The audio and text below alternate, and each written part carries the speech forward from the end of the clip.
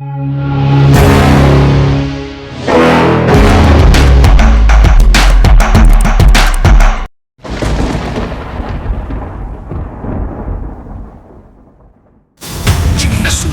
சின்ன சூசியை கொன்றாள். பிறந்த பெண் பகலில் பாடுபவர் யார்? அவள் அங்கே கத்திக் கொண்டிருந்தாள். அவளுடைய குரலை நண்பர்களில் அடித்துக் கொண்டிருந்தாள். ஆனால் யாரும் அவளை நோக்கி வரவில்லை. படிக்கட்டுகளில் இருந்து கீழே விழுந்தாள். அவளுடைய ஆடை கிழிந்ததுவோ, அவளுடைய தலைமுடியில் ரத்தம். காற்றில் மிகவும் சோகமான ஒரு மர்மம். அவள் அங்கே மிகவும் மென்மையாக வடிவமைக்கப்பட்டாள். மிகவும் மெல்லியதாக படுத்தாள். அவளை கவனமாக தூக்குங்கள். ஓ, அவளுடைய தலைமுடியில் ரத்தம்.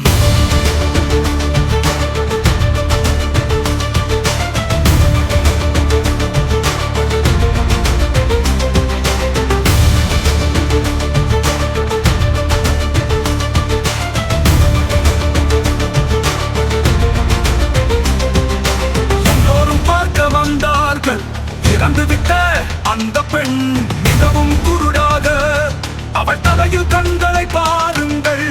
இரண்டு கூட்டத்திலிருந்து ஒரு குரல் சொன்னது, இந்த பெண் வீணாக வாழ்ந்தாள்.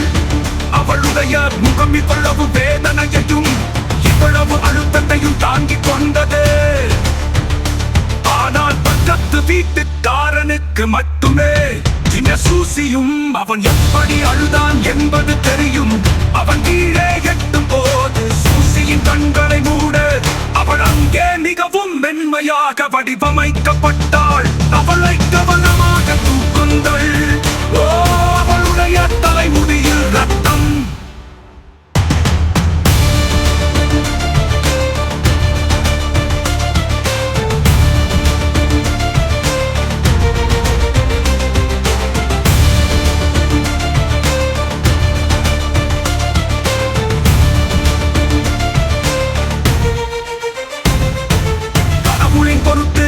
அவள் பாடியதற்காக எல்லாம் அவள் விரக்தியை உணர வேண்டும்.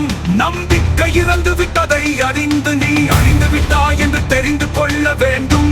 பிறகு அலற வேண்டும். யாரும் இல்லை, யாரும் கவலைப்படவில்லை என்று அவளுக்கு தெரியும். அப்பா வீட்டை விட்டு வெளியேறினார். ஏழை அம்மா இறந்து விட்டார். சூசி தனியாக விட்டு சென்றார். தாத்தாவின் ஆன்மாவும் பறந்து சென்று விட்டது. அவளை பற்றி கவலைப்பட யாரும் இல்லை. அவளை நேசிக்க மட்டுமே ஒருவர் எவ்வளவு தாங்க முடியும்? அவளுடைய பிரார்த்தனைகளில் தேவைகளை நிராகரிப்பது புறக்கணிப்பு கொள்ளக்கூடும். உன் ஆன்மாவில் ஒரு கத்தி போலவோ அது நடக்கும். சிறிய சூசி வாழ மிகவும் கடினமாக போராடினாள்.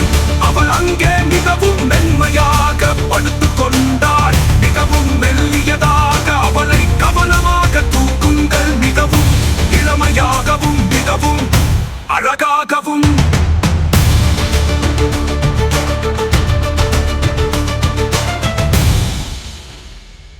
அவளுடைய தவட்டாள். அவள் அங்கே மிகவும் மென்மையாக படுத்துக் கொண்டாள். மிகவும் மெல்லியதாக அவளை கவனமாக தூக்குங்கள். மிகவும் இளமையாகவும் மிகவும் அழகாகவும்.